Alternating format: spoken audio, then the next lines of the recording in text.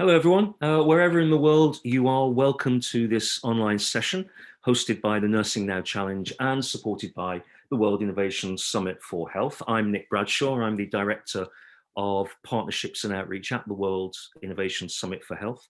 And it's my pleasure to introduce this event, which is held as part of the latest Nursing Now Challenge Global Solutions Initiative, focusing today on nurses' pivotal role in global climate action. We'll be hearing from some great speakers today. But first, a very quick reminder of the initiative that brings us all together, albeit virtually. The Nursing Now Challenge Global Solutions Initiative was launched last year to provide a platform for nurses and midwives to showcase their innovative ideas and leadership skills. By submitting a solution to this challenge, then you join a community of nursing and midwifery leaders driven to make real positive change to improve care and address ongoing global health challenges. Details of how to submit a challenge can be found at nursingnow.org. That's nursingnow.org, which we encourage you to go to after this session, not now, after this session, because this session is going to give you lots of inspiration. But essentially, you're expected to produce a short but detailed concept note outlining a problem and a suggested solution to that problem. You can enter either as an individual or as part of a small team, whatever suits you best. So this summer, two challenges are running, one focusing on the role of nurses and midwives in addressing climate change, and one in the role in driving digital health and interacting with digital health. My organization, WISH, World Innovation Summit for Health, is delighted to be sponsoring these challenges, offering $1,000 to the winners to help them develop their ideas, as well as the opportunity to present their idea at WISH 2022, which is WISH's next global gathering held in Doha, a gathering of healthcare leaders, practitioners, researchers, and innovators who come together to collaborate to build a healthier world. And one of our great collaborations over the last few years has been with Nursing Now, and now the Nursing Now Challenge. Today's session in particular will draw our attention to the role nurses can play in the first of the two summer challenges. I say summer, I know we have people from the Southern Hemisphere with us who will say it's winter, so apologies for that. So in the current challenges, I should say, and so we're looking at climate change today, a problem that affects everyone and one that nurses without doubt can have an important role in addressing. Across today's session, we'll hear from a range of speakers who each have a strong background in climate change and working to combat climate change, rather, and who will be highlighting the challenges that need to be overcome, specifically highlighting those challenges where nurses can really be part of the solution. We'll hear from a panel of nurses from across the world later who will share their thoughts on how they believe nurses can create a greener future. And later in the session, we'll put some questions to today's speakers. So please, if you're watching this live on Zoom, use the Q&A function if there's anything you'd like to ask. So bottom of the screen, there's the opportunity to click into Q&As. Do use that and put your questions as you hear what people are saying and as things become very pertinent to you. We'll shortly hear about the QNIS initiative and from the climate officer at the Healthcare Without Harm organization. But before all that, let's hear from our first speaker, Dr. Frances Maguire, a friend of these events. Frances is policy manager at the Lancet Countdown on Health and Climate Change. So published annually, the Lancet Countdown is an international multidisciplinary collaboration dedicated to monitoring the evolving health profile of climate change and providing an independent assessment of the delivery of commitments made by governments worldwide under the Paris Agreement. Really, it's over to you, Frances. The floor is yours. The virtual floor is yours, at least. Thank you, Nick. Can I just check first of all, can you see my screen? We can indeed see your screen. If you want to go into presentation mode, I think that. If you could just remind me how to do that. I think there's just a little thing at the bottom where you can make it into a presentation, so we don't see the bits down the side, and it makes it okay to fill the screen. Let me just give me a moment. So every day it's something slightly different, isn't it? And down the bottom of the think it's bottom right. It looks like a little presentation icon.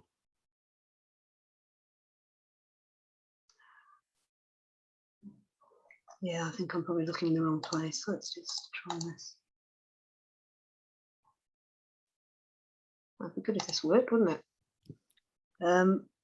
It's fine if it doesn't. It's Can just. yeah, well, I think we might have to stick with what we've got. Sorry, everybody. Go ahead. Yeah, one day we'll get this exactly right. No problem at all. Thanks, Francis. Start here. Okay, there we go. Thank you very much for that introduction. Yeah, my name is Frances Maguire. I work at the Lancet Countdown. I've worked on climate change since 1989, so over 30 years, and I've worked at it from a perspective of academia, so within universities, but also within NGOs and within the NHS training in public health. So I come at the issue from a lot of different angles. But although I'm not a nurse, my mother was a nurse, so I have a real soft spot for the nursing profession, and I worked on wards as a ward clerk myself when I was at university, so I also have a close introduction to nursing in practice. I don't think anybody here today can have missed what's been happening in the last 2 to 3 weeks. I took this shot a couple of weeks ago from Reuters that was shared on APC News in Australia, but it's cooling centres in the Pacific Northwest during a heat wave that was taking place only a little over 2 weeks ago. Since then, we've seen really dramatic floods and really destructive floods in Germany, Belgium, the Netherlands, but also in China, and heat waves taking place in Russia, and wildfires in the US and in Russia. So we've seen a huge increase in, huge number of extreme events, literally in the space of 2 to 3 weeks, which are having enormous human impacts. And there's clearly a place there for health professionals, and particularly nurses, in supporting and helping people during such events. But then there's also a place for the profession to help develop solutions to preparing for such events and addressing climate change. So I'll talk about that a little as we go through. But to give a bit more background, I work at the Lancet Countdown, and the Lancet Countdown was set up in 2015 as a approach to developing the research base on health and climate change, and to track progress on both addressing the health impacts of climate change, but also the opportunities that will come from taking action to reduce greenhouse gas emissions. And those opportunities are things like becoming more active, being less reliant on using cars and other forms of transport, because that will help reduce both emissions, but also contribute to health. Cleaning our air, achieving better air quality, that contributes to health, and as a result of reducing our use of and dependency on fossil fuels. And eating healthier diets, which also contribute to our health, but more sustainable agriculture will help us address climate change. Those are what the reports look like on the front. They're quite dense. If you haven't ever looked at them, just go online, have a little look around. And as well as the global report, we produce policy briefings, which are country briefings. So they're adapted for specific countries. So they've got a more local relevance and resonance. We have 38 partners around the world, many leading academic institutions, but also intergovernmental organizations such as WHO and the World Meteorological Organization. So it's a pretty academic endeavor, but we work across medical institutions with the nursing profession, and also with doctors, and increasingly reaching out to midwifery and other professions such as physiotherapy and occupational therapy and such like. So really quick overview of the impacts of climate change on health.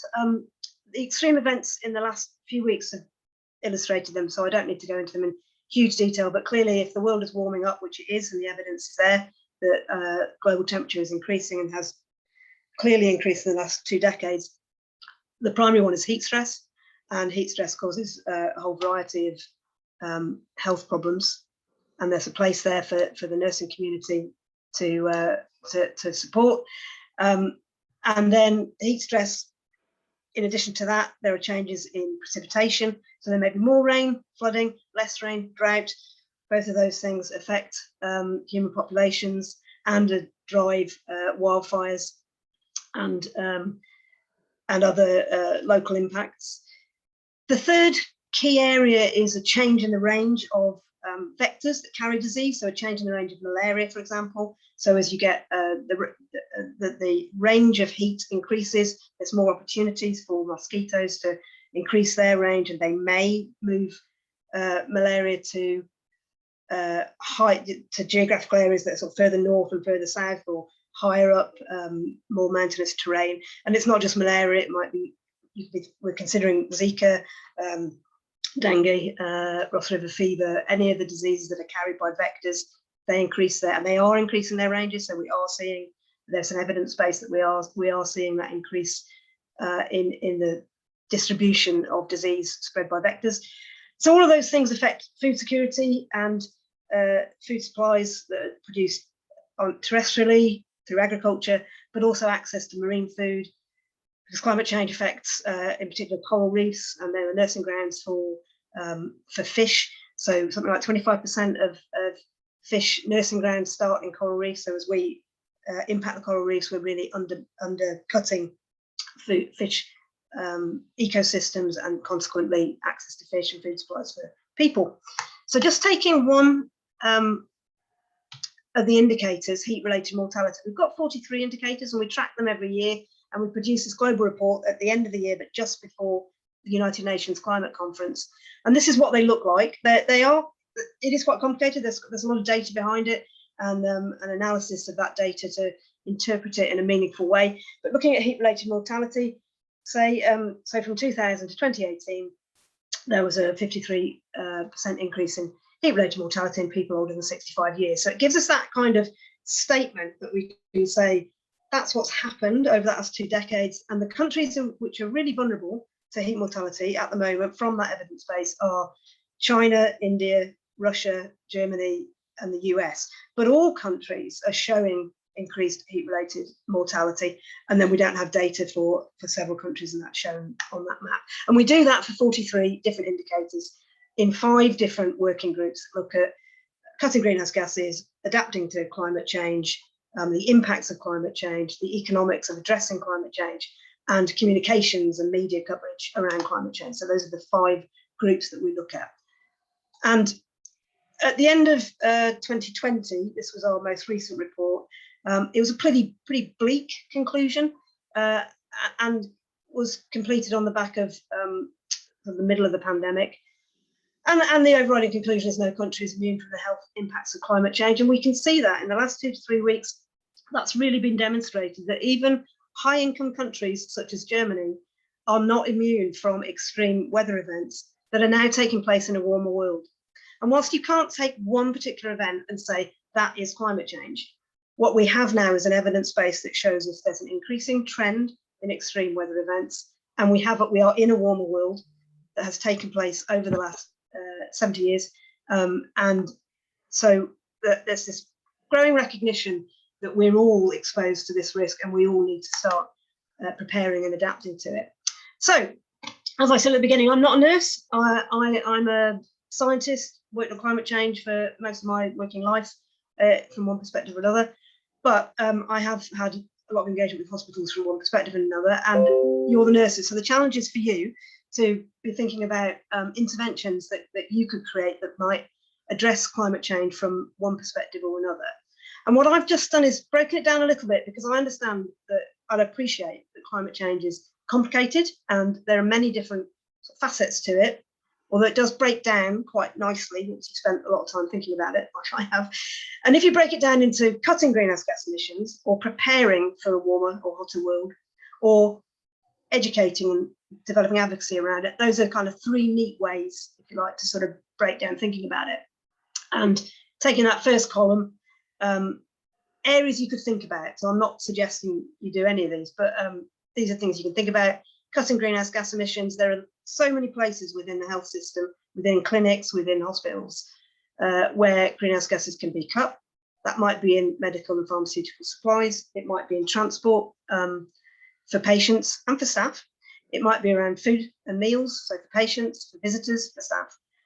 Hospital and clinical waste, hospital energy supplies, and building insulation and ventilation. So those are just like areas, and there are others. That's just some examples. Another approach is to support staff and patients towards better health. And that could be through physical activity, healthier diet and cleaner air. Because as I said earlier, if we cut greenhouse gas emissions from using fossil fuels, the knock-on effect is that by doing that, we get what are called co-benefits or benefits from taking climate action. And that's increased physical activity, healthy diets, cleaner air. The second column, adaptation. So what do we do? We're already in a warmer world. How do we prepare for it? One of the really obvious things to do is to increase the use of natural solutions, partly because they soak up carbon, but also because they help us to adapt to heat. So trees in particular provide cooling and shading. So in clinics and hospital settings, having trees providing cooling and shading for patients, visitors, staff can all be useful. And there are mental health benefits of having a view across green space or having access to green space. So there's an evidence base that it is better for patients to look out onto green space than to look out through a grimy window onto a busy road or industrial wasteland. It's not surprising, but there's actually an evidence base for it. And hospitals and health centres can be designed for a warmer world. They can be designed to tackle hotter conditions better, access to water, drinking water, I mean, and operating theatres, wards, waiting rooms, staff rooms can all be designed, passive designs, to be more fitting for a warmer world. They're more comfortable spaces to be in.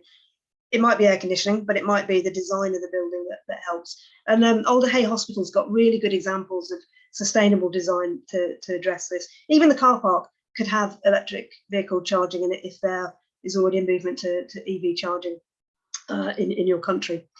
And then finally, if there's not actual specific changes that can be made, you can actually advocate for changes or help to educate and raise awareness around what's needed and steps that can be taken. Build awareness and advocacy in your health institution. There's existing channels such as the hospital radio. You might have TV screens in waiting areas that provide information. My GP practice tells people about how much it costs if people don't turn up and waste production from the practice and stuff. And I sit there and bit bored, read them and think, oh, okay, didn't know that.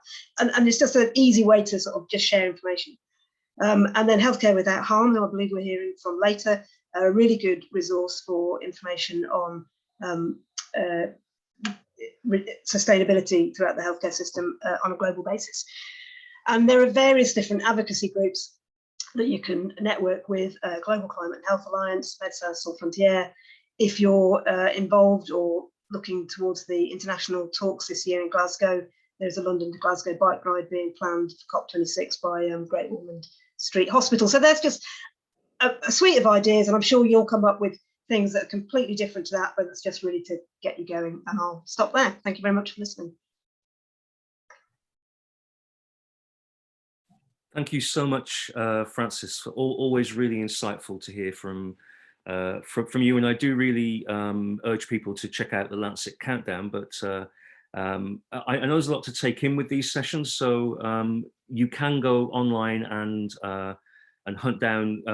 Quite soon after this session, we'll be on YouTube, so you can kind of pick up this further after this session. So thanks, Frances, so much for that.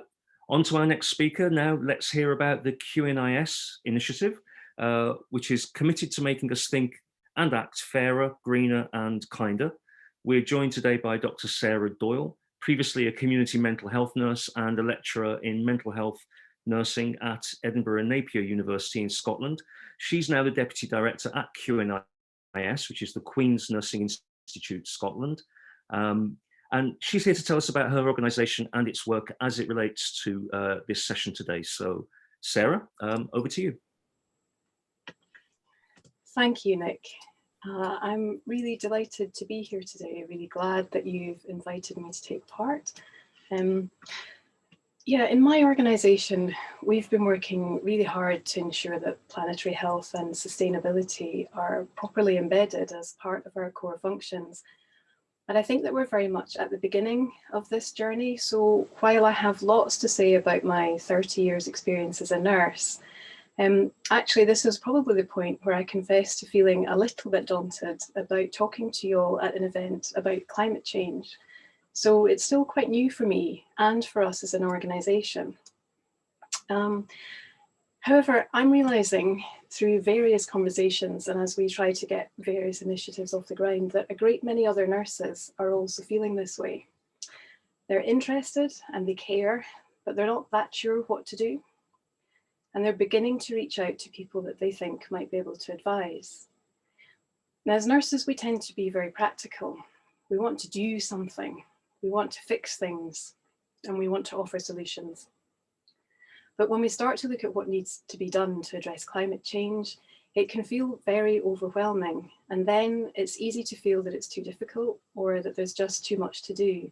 And sometimes maybe we even feel as if we're not really the people who should be doing it. Maybe we feel we don't know enough, or that it's not really within our professional roles.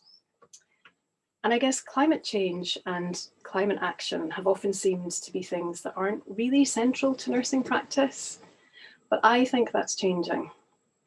I can think of two examples raised by community practitioners in recent conversations I've been part of. One was a community midwife who's concerned about the aggressive marketing of formula milk over breastfeeding. And she was reflecting on the supply chain, the need to dehydrate and then add water later on, the packaging, the transport, the fossil fuel and the waste, not to mention the impact on the baby's developing immune system from not having access to breast milk, and the problems that many populations face in trying to access clean water to make up the formula milk back into liquid at the other end of the process. And the second example was a community respiratory nurse specialist who is working in the kind of northwest coast of Scotland, but who is increasingly dealing with the effects on patients of poor air quality, for example, as a result of pollution or excessive heat, and with all the accompanying challenges for prescribing and in treating in what are increasingly complex conditions. And we can see that these concerns are absolutely core for clinical practice. They are part and parcel of nursing and midwifery care for people. And there are many, many more examples, as Frances has already explained in great detail with a really substantial evidence base, from the changing spread of communicable diseases in response to global warming and the mental health impacts of environmental disasters too. As nurses, we recognise the social and environmental determinants of health, and we recognise that the people who are most often facing health and social inequalities, poverty and injustice are highly likely to be the same people who are also most affected by the impacts of climate change. And so I think we can say that climate action is not an add-on or a special interest area of clinical nursing anymore. It's core practice. I was listening recently to Michael Marmot, who many people here today will know is a world leader in research on social inequalities. And he was speaking about health inequalities. And I keep hearing in my head one of his key messages because it really resonates for me at this event this morning. When he talked about the enormity of the challenges, his advice was, do something, do more, and do better. And what he meant was find somewhere to begin and keep going, even when the scale of work that's needed just feels quite overwhelming. So in terms of practical examples I can share with you, at QNIS our work is focused on supporting community nurses to be an active force for social change. We fund small projects and we provide training and support to enable community nurses to tackle health inequalities in partnership with their local communities. We're also offering an event at the beginning of September, which includes a keynote session on planetary health. And I hope Hannah will be able to share the link for you all in the chat, perhaps at some point this morning. If you would like to join us, it's free and online. And it also includes one of our next speakers from Healthcare Without Harm as well. Community public health happens in and relies on communities. Our experience is that community empowerment is fundamental and it requires commitment and collaboration between lots of different people and agencies. So I'm thinking now of a community nursing team that partnered with the Scottish Waterways Trust to use local canal paths and river walks with people experiencing poor mental health. They worked together to improve access to the paths. They helped people to feel confident to go there, and they increased local knowledge about the importance of these environments and landscapes. I'm thinking of community nurses involved in reclaiming abandoned ground to create community gardens. And I'm thinking of the idea of the 20-minute neighbourhood, where people work together to enable local access to resources, green spaces and services, including healthcare, to help reduce the need for lengthy and regular travel. There are lots of levels or points of intervention: influencing, educating, encouraging, role modelling. Nurses can lead small projects, lead big projects, and can also be the leading voice for climate action in a bigger project, even where they're not necessarily responsible for the overall delivery. So when we get involved in things like service development meetings, when we go along to join groups that want to refresh or redecorate a building that we work in, we can be thinking about climate impact. And one thing that I find helpful to ask is, how can we make sure that this project has positive climate action right square in the middle? How can we make sure that the stated objectives for every piece of work, every project, include climate action? And not just focus on neutralising our carbon footprint, but really, at the end of this project, what will we have done to make the planet better? So my final thought really is that if I have one reflection to hold on to, it would be that climate and planetary health is fundamental for nursing practice. It's not anymore a special interest or something that only a few people need to be concerned with. For everyone, for all of us, it's clinical nursing right now. Thank you. Back to you, Nick. Thank you so much, Sarah. Really great to have you part of this. And yeah, hopefully we can put in the chat a link to the session you're having later in the year around this topic. So I should say that, again, that you can ask questions of our speakers later on. I urge you to put the questions in the Q&A, not in the chat area, so that we don't lose them. We really do want to hear what you have to say. So, but thanks again, Sarah, for that. Now, ahead of the panel discussion with nurses and the opportunity to put those questions to today's speakers, let's hear from our third and final keynote speaker today. That person is Anna Foreman, who is the Climate Officer at Healthcare Without Harm. And she combines a nursing background with a passion for building a more sustainable, healthier world. Along with the Alliance of Nurses for Healthy Environments, Healthcare Without Harm are behind an initiative called the Nurses Climate Challenge, currently, I believe, with bases in the US and Europe, but with a global outlook on what needs to be done to address climate change. I'm sure Anna can go into a lot more detail now, but Anna, over to you to tell us all about what you and your organization do. Thank you very much, Nick. I'll share my screen. And I hope everybody can see this. Is it working? Yeah, okay, thank you. So yeah, thank you very much for having me here. I am, as Nick just already said, working for Healthcare Without Harm, which is an organization that works internationally on every continent, and we're usually working with hospitals. And the idea behind Healthcare Without Harm is to not inflict any harm on the population, on our patients, with the healthcare we're giving. We are globally around working with around 40,000 hospitals, but I'm working for Healthcare Without Harm Europe, so I'm based here in Brussels, and we're working with 5,000 European hospitals. Francis has already talked a lot about the impacts of climate change on health. I just wanted to show you this graphic from one of our Nurses Climate Challenge resources, because it is sometimes important to remind people that climate change is not only hitting the global south, but also Europe, even though we have to talk about climate justice as well, because those people who are most affected by climate change are usually the ones that are already disadvantaged. In Europe, we're seeing more and more impacts of climate change. Just talking about the current floods in Europe, in Central Europe, around Germany and Belgium.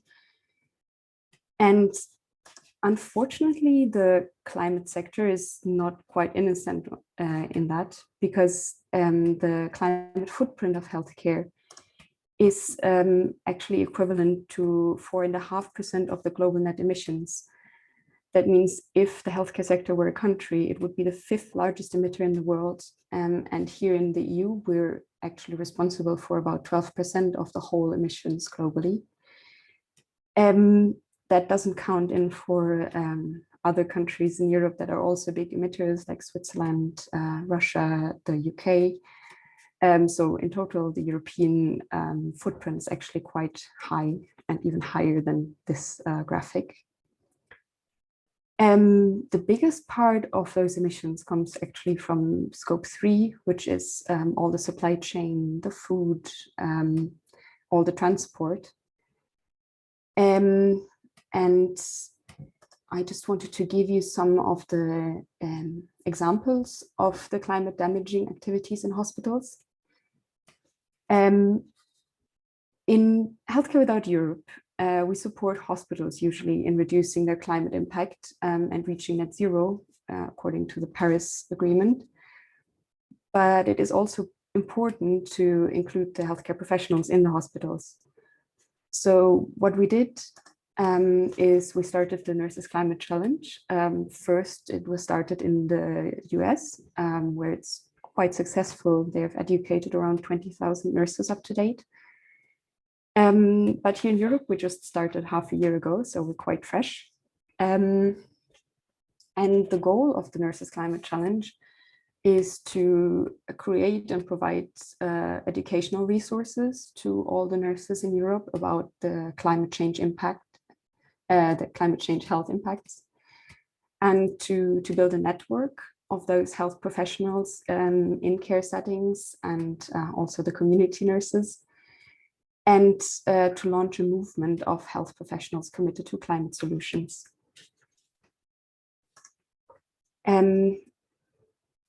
The reason why it's so important that nurses are getting involved is, first of all, our patients, the communities and the populations, they trust us. Nurses have been voted to be one of the most trusted professions over and over all over the world. And we're very close to the patients. We work with patients throughout their lives in all settings, from hospitals to care centers to the homes. It's important that we, first of all, educate ourselves and educate our colleagues about how climate change affects human health. Then that we also use that acquired knowledge to advocate for change inside our communities, inside our nations, and then adapt also our practice to decrease our own impact and also to build resilience inside our patient population. This is a map of all the nurses climate champions. So all the nurses that have joined the Nurses Climate Challenge so far in Europe. We're at the moment, I think, around 160 nurses, and there's nurses from 27 countries. And all of these nurses have, well, sat down and educated some of their colleagues. We're now at around 200 healthcare professionals educated by the Nurses Climate Challenge nurses. It's not only important to educate and to teach others about the problems that are there, but it's also important to start and act. There are a lot of things we can do in our practice. There is small things we can start, or we can even do bigger things and go to the hospital administrations and ask them to change things. And I think it's important that we don't underestimate what nurses can do. There's a tendency to think, I alone as one nurse, I can't do anything, but you would be surprised how good the reactions are to when you really start asking questions.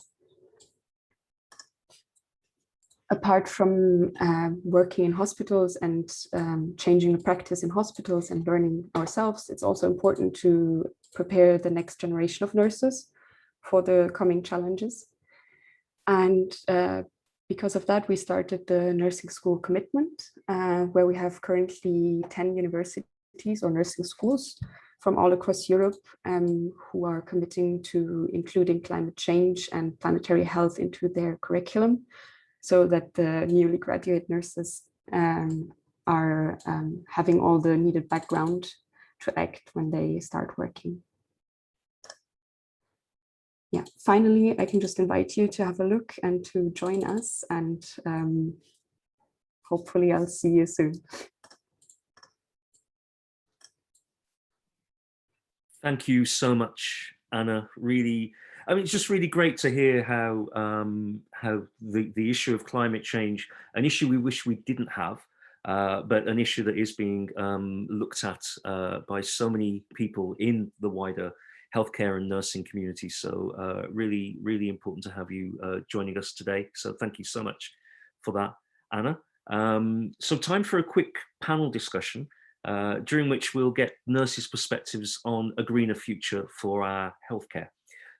So our panelists are, and I apologize in advance if I get people's names pronounced badly, guarantee that I'm going to do that. So when you do speak, please introduce yourselves, correct what I got wrong.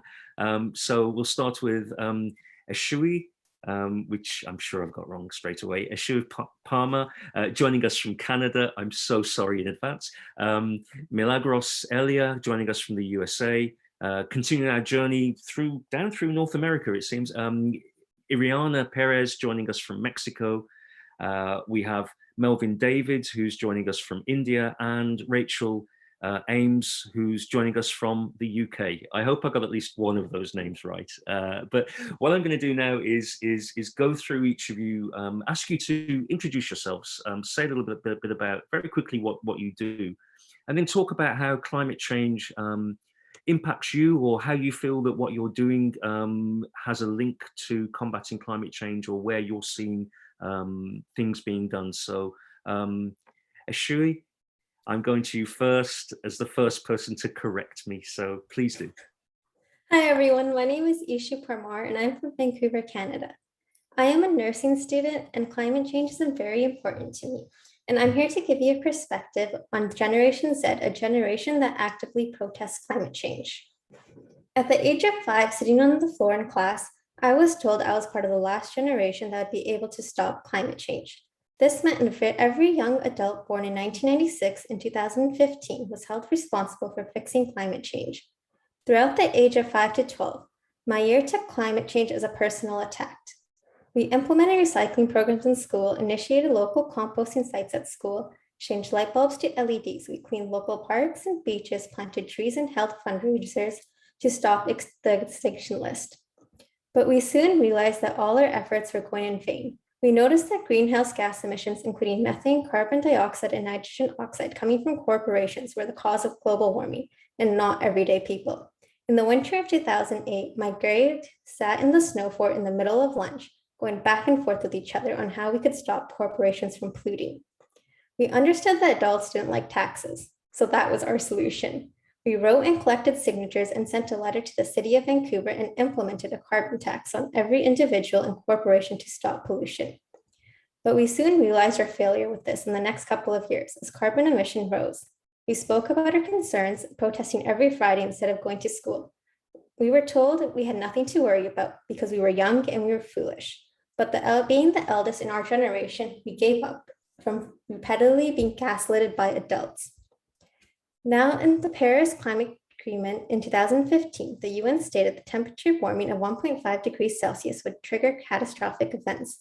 Most countries have not reduced their greenhouse gas emission to meet the target set in 2015. It has been 6 years now, and the world has a 5% chance of keeping global temperatures below 2 degrees. If we continue to burn fossil fuels at this rate, as we are now, the global temperatures is going to increase by 4 degrees Celsius. At 4 degrees of warming, there will be 600 trillion in global climate damages, which is twice the wealth that exists in the world today. 6 climate-driven natural disasters which would hit in many parts of the planet at once.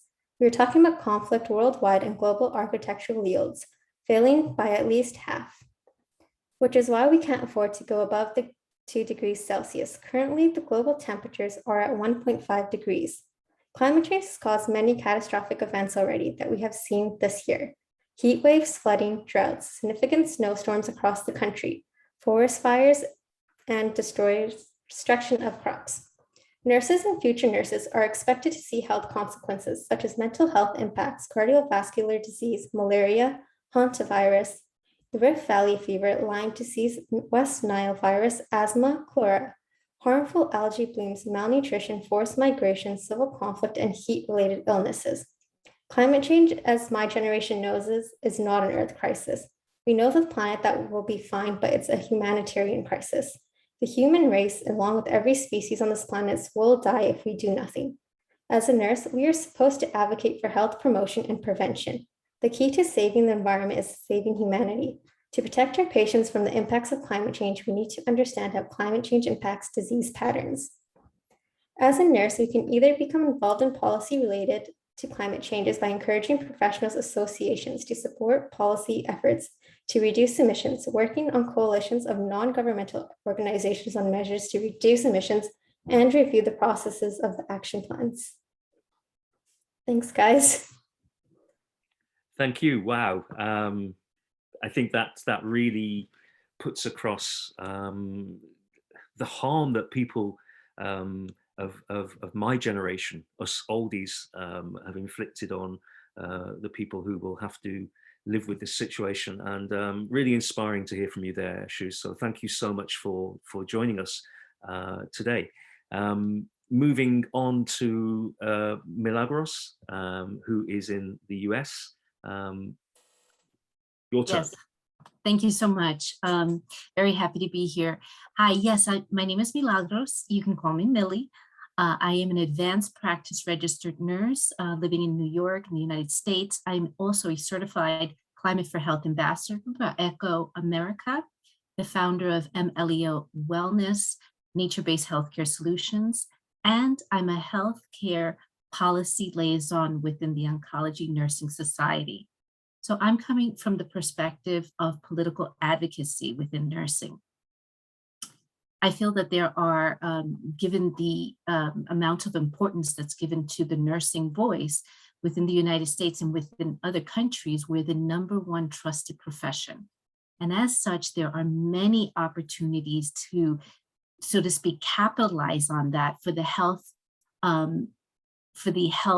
co-benefits of climate mitigating strategies within policymaking.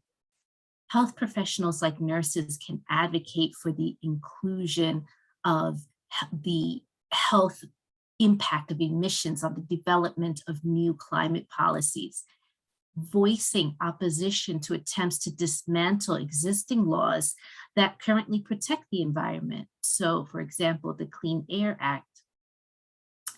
We can look to our own professional organizations and begin to inquire about special interest groups or task force that support this kind of advocacy work.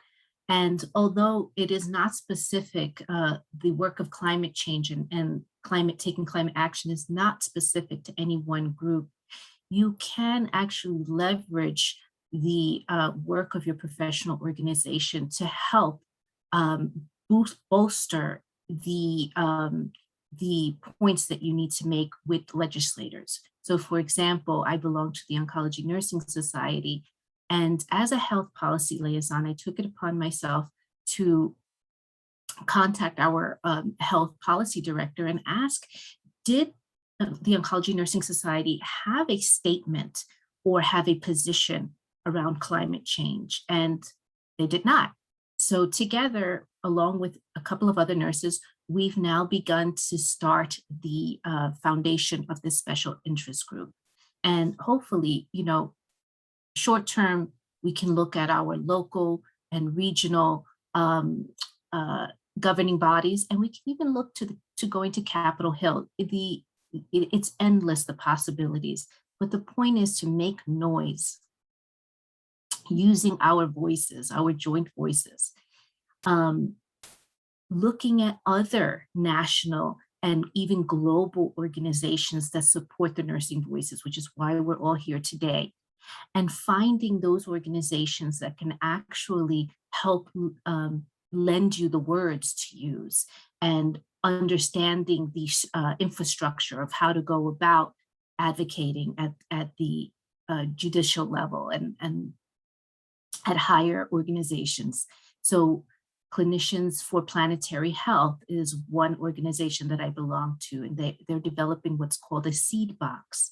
And within the seed box is are different language perspectives on different areas of advocacy. One of those will be looking at higher government, the Alliance for Nurses for a Healthy Environment, or where I'm certified through ECHO America, will all show nurses how best to move forward in their advocacy, whether as an individual or within their groups.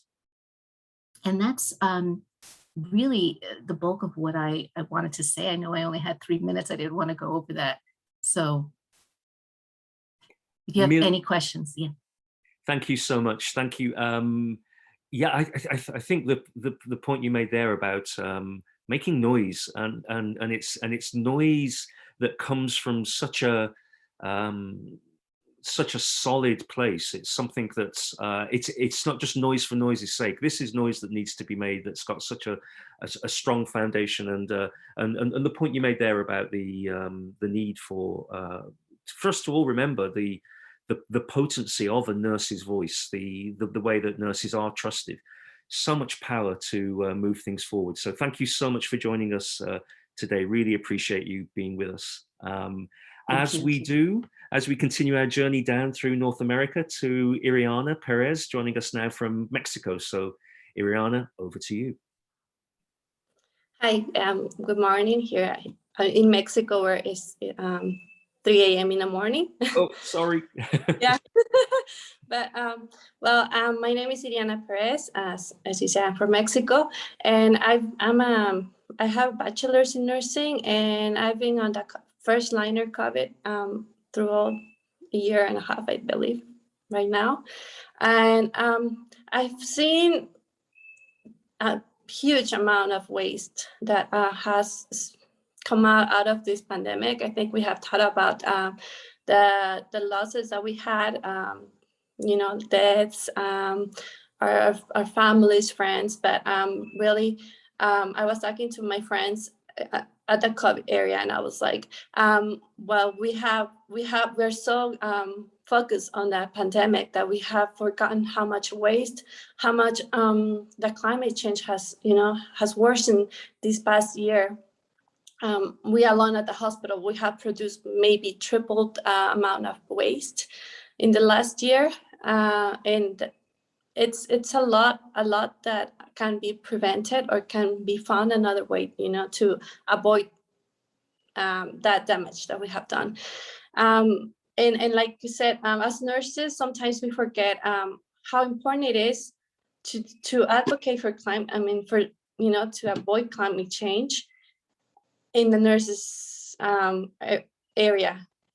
We have, in our communities, we have implemented planting trees. We have become, more like a organic culture. We kind of produce what we eat, trying not to import into our area or buy from other states, so avoid as much as you can, do as much as you can. Don't bring bags into the house, always carry somewhere to put your whatever things you buy, so that you don't get too much plastic into the earth. But taking that into the hospital setting, I think it has been a great deal. And it's great that big organizations like Nursing Now are talking about this, because it gives us a lot of it's like a big support. Sometimes we come up with new ideas on waste or how to recycle our waste so that we don't send too much into the landing areas. And our CEOs or our chiefs at the hospital, they don't believe it's a great deal. I think climate change hasn't come up as a big talk in the health area here in Mexico. I think we believe or most hospitals think that it's an issue that has to be dealt with out of the hospital. And that's this is a great opportunity for all of us, I guess, to like to say, like, to gain a voice, to make noise, and to have a background or someone to support us when we come up with new ideas at the hospital. So I guess this is a tool that we can use, all of us, young nurses at the hospital. I'm pretty sure we do it every day in our lives, but I guess taking it into the hospital and trying to make that change there, that's the issue. And through these talks and these big organizations having these opportunities for us to let them know this is not only big corporations issues, this is a hospital issue as well, where we're doing the harm to the earth as well. And there are ways that we can prevent that from happening, or we can diminish that harm that we're doing to not only to the planet, but it comes back to our population. So yeah, I think that's something we can do. And this is a great tool you guys are providing us to use. Thank you. Thanks, Irena. Really, really good to have you join us. And yeah, I appreciate it's the middle of the night for a few of our speakers today. So apologies for that, but it's just so important to have you with us. As you say there, we really need to look at the waste in the hospitals and the. You mentioned the big organizations, but of course, every big organization, every association is made up of the individuals on the front line, of the individuals who can each do their bit. So it's really good to have you caring about this and taking this forward. And I hope we all get something from that. So thanks, Irena. Over to India, to Melvin, David. Melvin, good to have you with us. Early afternoon there, I think. So please go ahead. Yeah, thank you, Nick. And this is Melvin here. I did my master's in community health nursing. Right now, I'm working as a lecturer in PS College of Nursing, Andhra Pradesh, India. And let me share my screen. My perspective is to create the Nurse Task Force team on climate change. So this team will be involving in teaching and learning activities, and also they will implement the action plan in the community. Also, they will carry out some research activities related to the climate change and other implementation, and creating a public awareness in the community area. We'll see one. First, teaching and learning, which includes self-learning. And the team will learn from published articles related to the climate change and other implementation strategies. And also they'll be following the government policies and other programs which is related to that. And also they will be participating as well as conducting the webinars, conferences, and workshops related to the climate change, so that they will be up to date in this particular aspect. And also it's better to include this climate related content into the curriculum, maybe baccalaureate program, so that the future nurses will be knowing all of this in the early stage as well. And implement the action plan. If you see, the first is saplings. It's very important. Planting the young trees around the community area will help us to create, that green environment. And the second is environmental sanitation. If you take the underdeveloped or developing countries, the environmental sanitation is very important, and it is creating a nuisance and polluting the water and other air also. So making sure this environment is clean also is an important aspect of action. And for that, we can have a collaboration with a local government or volunteers in the village or other NGOs, so that we can ensure that the environment is clean in collaboration with other sectors, and also utilizing the recent technologies in cleaning the environment and also monitoring the environment like water quality and all. And the important aspect is research in this climate change. Being a nurse, community health nurse or task force team, and they should go for environmental assessment first of all. So how pure the water the people are consuming, and also how pure the air, what we are breathing. And also the research should focus on implementational efficacy, and whatever the implementation, the strategic plan we are implementing in the area, and we should keep on monitor it, whether it, various barriers, challenges on implementation, definitely it will be there. And we should monitor all of this, and we should, this kind of researches will help us to refine or modify the implementation action. And also we should improve the public knowledge, that's general public knowledge, attitude and practice towards the climate change. If we impact the good knowledge related to the climate change to the public, definitely we can, drive the public's attitude towards the positive way, so that, we can make sure the people are practicing in a healthy environment. And also it's most important is creating public awareness. First, we should use traditional and digital media to, create awareness to the people. And I believe both of them are very strong medium to communicate with the public. And we should teach them how to, dispose their household waste in a proper manner, because the improper disposal may lead to soil pollution, that may lead to water and other pollutions. And also we should focus on greenhousing and afforestation. So if it is a larger scale for the entire community, afforestation will help us to create the natural environment, so that we can contribute towards the community in preventing the global warming or controlling the global warming, and to create the natural environment. And lastly, I would recommend everyone to follow the RQ, which is reduce polluting the environment and recycle what can be recycled and reuse what been recycled. And thank you for the time. Thank you, Melvin. Presentation. Yeah. See that, and interesting there you mentioned, and I'm finding, listening to everybody, that there's a real mix of things you should be doing yourself as a nurse in your day-to-day practice, things you should be encouraging those you work with and organizations and health systems to do, and then also this advocacy side as well, where as a nurse, as a trusted member of society, as somebody who's seeing issues occurring, then to also raise your voice broader and in your everyday life to do things. So thanks, Melvin, for that presentation there. And we're going to have our final, last but definitely not least, our final participant in our panel today, which is Rachel, who's in the UK. So Rachel, over to you. Yeah, thank you. Hopefully my audio is coming up clear. I don't get good audio and screen at the same time.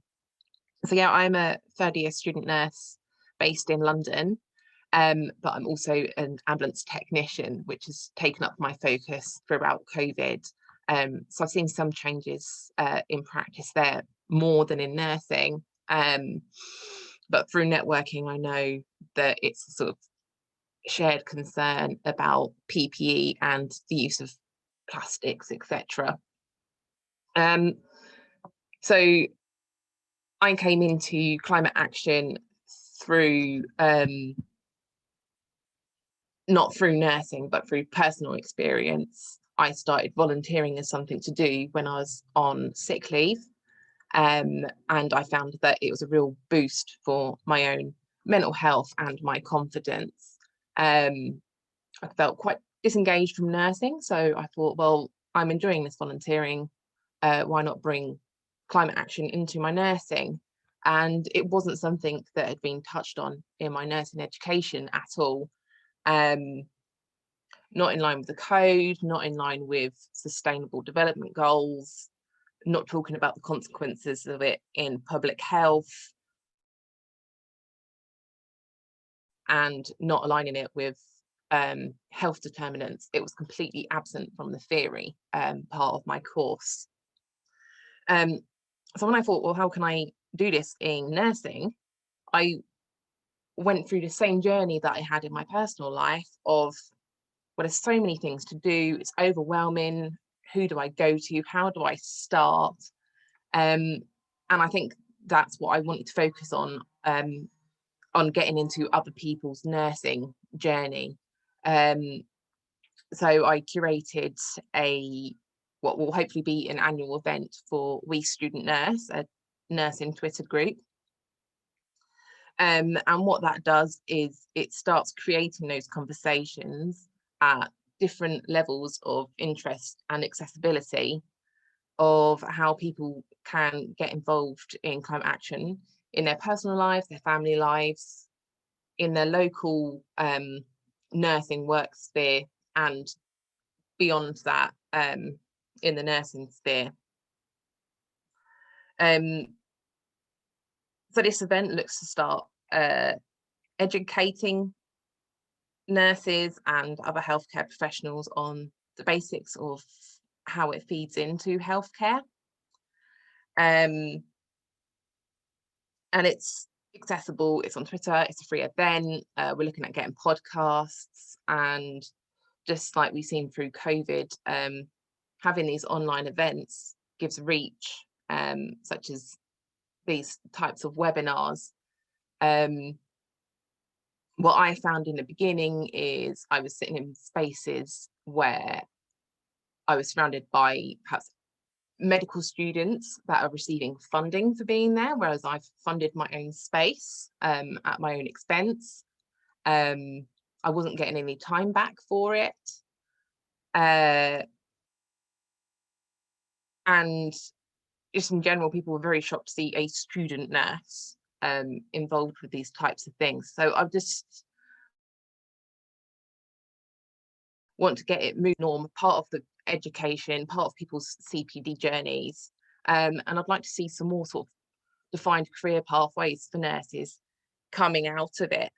And I think Sarah Doyle back at the beginning covered this quite well. What we need to be doing is looking at influencing people, but in a healthy way, not to preach, not to disrupt, but to constructively build a network and then create power in numbers so that the journey is not so overwhelming. If we empower people to do things that they can achieve themselves, making small swaps, they're going to feel more empowered to build up to systemic change. And that includes using skills that we've already got as nurses, like we do with patients in motivational interviewing and brief interventions. Make your conversations person-centered to individuals and to teams about what matters to them, and they're more likely to bite. Once they have successes, they're more likely to continue the journey. So that is ultimately what we need, is power in numbers and imperfect action. It's better to have a lot of people doing some things and doing it well than just a few people doing things perfectly. And I think that's the message that we really need to encourage, and just take as many people along the journey with us.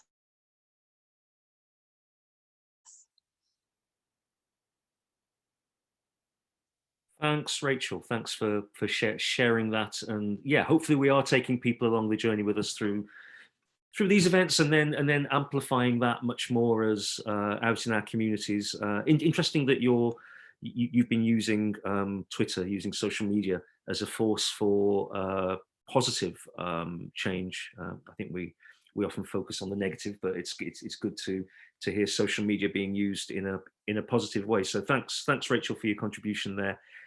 We've now heard from everybody who's speaking today. And if you'd have some questions for any of the speakers, then do put them into the Q&A. And if anybody who is part of the panel would like to add anything to what they've heard people say, or if they want to join into the debate, please do, I don't know, raise your hand either physically or using some other method that technology allows us to do. Physically can sometimes work just as well. So we do have a couple of questions in already, and the first one from Jeannie Hernandez, RN, who's down in Florida, who's said, talking about climate, is there a respiratory issue there? Here in Florida, it's increased since the temperatures have increased. I think that's something that we're definitely aware of, the insidious nature of climate change, how it cuts across so many things. We're not just thinking in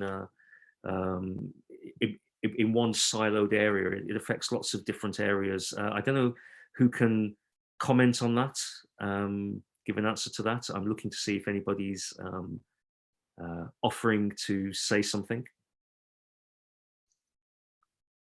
Anna is very kindly putting her hand up there. Anna.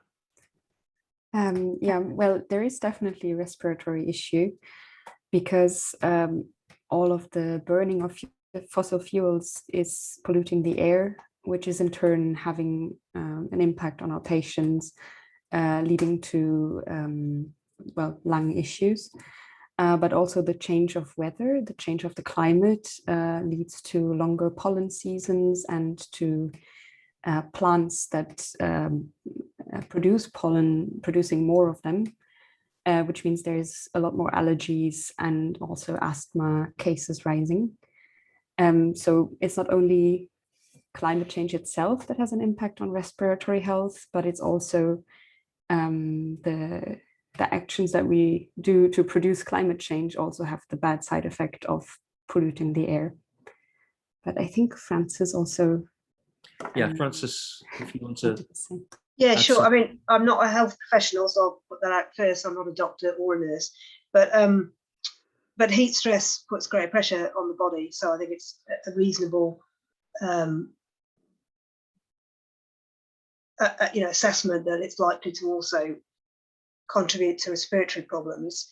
I mean, I have asthma, and I know that whenever there are stressors, they will add to that underlying health problem. So the people that are most vulnerable to climate change impacts and health quality impacts are groups of people that are already have a kind of underlying vulnerability. So whether that's respiratory problems, asthma, COPD, it might be older populations, infants, younger populations. So yeah, I think it's a reasonable area to look at those connections. Thanks, thank you, Frances. We also have a question here from Lian Hua Huang. Says very inspiring, which is always good to hear that people are inspired by the presentations. I would like to learn what climate change nurses do. Please give some examples. Now, I'm not sure I mean, does anybody know, are there nurses who are now, Rachel's going to comment on that, because I am intrigued to see if there is a thing that you can call I suppose the difference between nurses working towards combating climate change and a climate change focused nurse. I mean, if someone finds that role, please tell me. Yeah, it's what I touched on about, I would like to see a bit more of a career pathway for it. You do get nurses that work as clinical liaisons, so the bridge between the clinicians on the floor, as it were, and procurement supply chains. So they are advising what's being used. Well, actually, these instruments in infection control packs, when we're doing dressings, they're all going to waste, so let's get smaller packs, etc. Things like that. Whether they all have an interest in sustainability or whether it's written into policy is very different things. So as far as I'm aware, there's not any particular specific roles of climate change nurse, but there will be variations of roles where they want a registered healthcare into that role. But I think with places like NHS heading for net zero and hopefully other healthcare organisations across the world doing that, it will become the norm. But what I'll say to you is, if the role doesn't exist, go to someone and see if you can make it exist. It's what I'm doing where I work in the ambulance service. We have no green policy, so I'm offering to write it and basically become a sustainability officer where that role doesn't currently exist. So yeah, if you can't find something, find a way to make it be. Thanks, Rachel. I think there's a saying: if you want something doing, ask a busy person. And generally, nurses are very, very busy. But I'm sorry, but it does seem that this is an extra element. But I just think sometimes you have to, if you see something you're not comfortable with, and you really want to make a difference, you can't wait for other people to, especially when we're on something that's so time dependent now. You know, the clock has been ticking now for quite a while on that, but thanks, Rachel, for that. I'm just wondering, actually, I'm going to come to you, Sarah, on one issue around this, because, and I'm going to talk about your past life as a lecturer.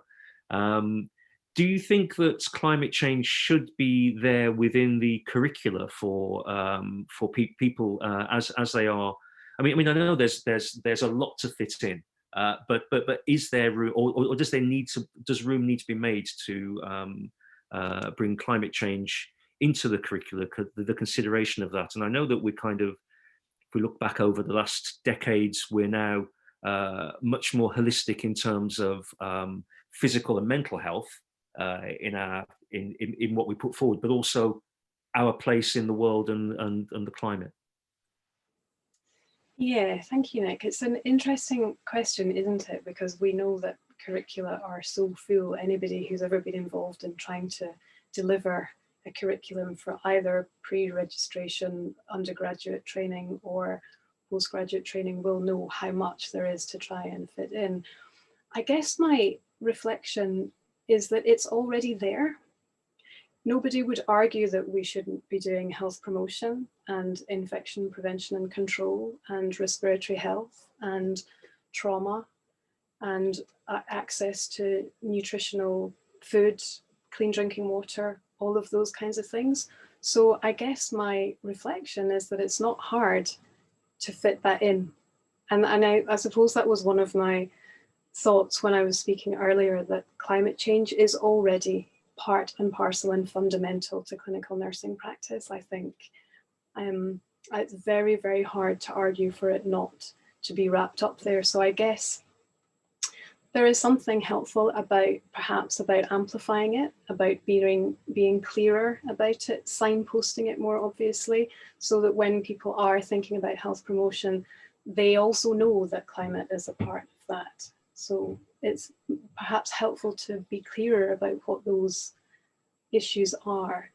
But I guess it's very similar in thinking about the career issue as well, about specific climate nursing roles, and I love the idea that we can create things that need to be in place when they're not yet there. I think that's a fabulously important thing for us to be doing, especially when we're trying to get to somewhere that we want to be. I guess there's also a public health approach though as well, and that's the point, that climate action is not divorced from clinical nursing practice, and that it's something that we should all be involved in. Thanks, Sarah. I'm just going to bring in Melvin as well, because you are a lecturer at the moment. Does it play a part in, and obviously you have a personal passion for this. Is that something you've been able to instill in your classes?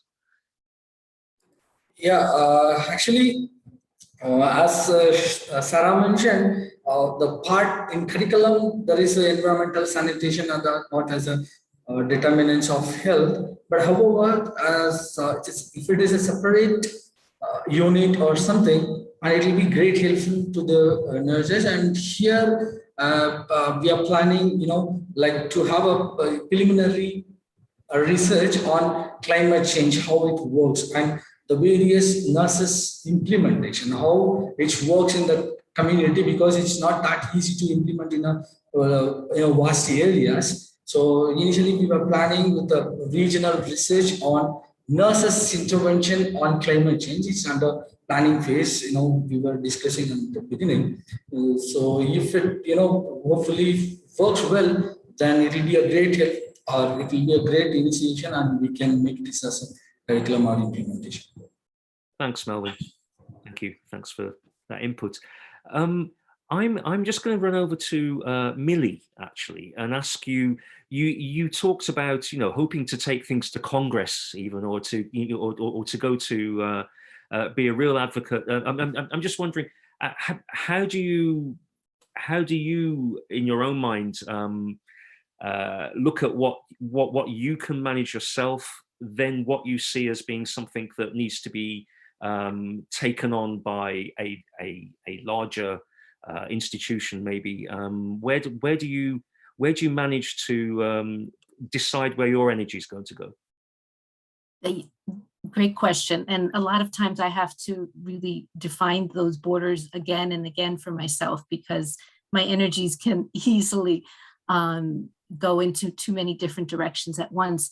I find that I know what you're good at, what not just what resonates with you, but what you're good at personally. So I'm good at initiating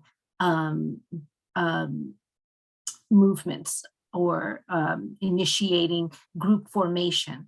And so if I see a vacuum or a gape, I'm good at filling that with the key people that can begin to take more knowledge than I have, and link us to greater organizations. So with the Oncology Nursing Society, I was able to initiate the foundations of this beginning group, being led by the former health policy director. Now this person has been to Capitol Hill many, many times, is very friendly and familiar with the key players there. So he's going to then now be able to take the group and really help us to learn the steps we need to know. So it is really about, you don't need to know everything, but know what you're good at. And within my own local regional area, one of the reasons I became certified under ECHO America was so that I could go to the park representatives, the park and recreation professionals, and be able to say to them, I can give a public talk about environment and health. And coming from a nursing perspective, that's valuable to my local community. So that's something I'm very comfortable with as an individual, that I don't necessarily need to go to a larger organization. But I am a nurse, not a politician. So that's something I have to learn, and I need to lean into those who have walked that path before me and who have more experience. And what I want to say is, I think it's really important for nurses, for all healthcare clinicians, I'm going to say and make this a broad statement, to learn the skill of bridging not just interdisciplinary, but transdisciplinary. Lean into the expertise of others in order to forward your own agenda, move it forward. And there's a lot of collaborations and partnerships that lend itself to this in climate change. Thanks, Millie. I think, yeah, to just, it kind of seems to be really efficient in your, know what you're, as you said, know what you're good at, know where your strengths are, and collaborate with those who have other strengths, bring those together. Great to hear what you're doing. Best of luck with all of that. Best of luck to everybody who's working in this field. We need it. We need that. We need things to go in the right direction. We're almost out of time, but I'm just going to come back to Frances really quickly and ask you, I don't think I'm putting you on the spot here, but I always remember your final slide, which has the different things that you can do, some of them in different areas. Where for you do you think and I'm sure they're all valuable, but which areas do you think need more attention from what you're seeing? We have to cut greenhouse gases. We've got to start cutting carbon. It's just not happening. So all the talk, 30 years of talking about tackling climate change, and all the graphs show us that we're failing to deliver. We're just not cutting greenhouse gases. We're now in a really urgent situation. I think that's the point I'd get across here. It's fantastic that people are wanting to get involved, and it's brilliant that the nursing profession is wanting to really find a route in. We've got this decade to change tack. We don't have to solve climate change in this decade. but we do have to change tack. And if we don't change tack over the next 8 to 9 years, we could face a situation where we're unable to actually stop dangerous climate change. So, you know, if you really want to make a difference and really want to deliver what we need, focus on how to actually cut greenhouse gas emissions. There are different ways of taking that path. It might be cutting emissions in your hospital, in your institution. It might be political.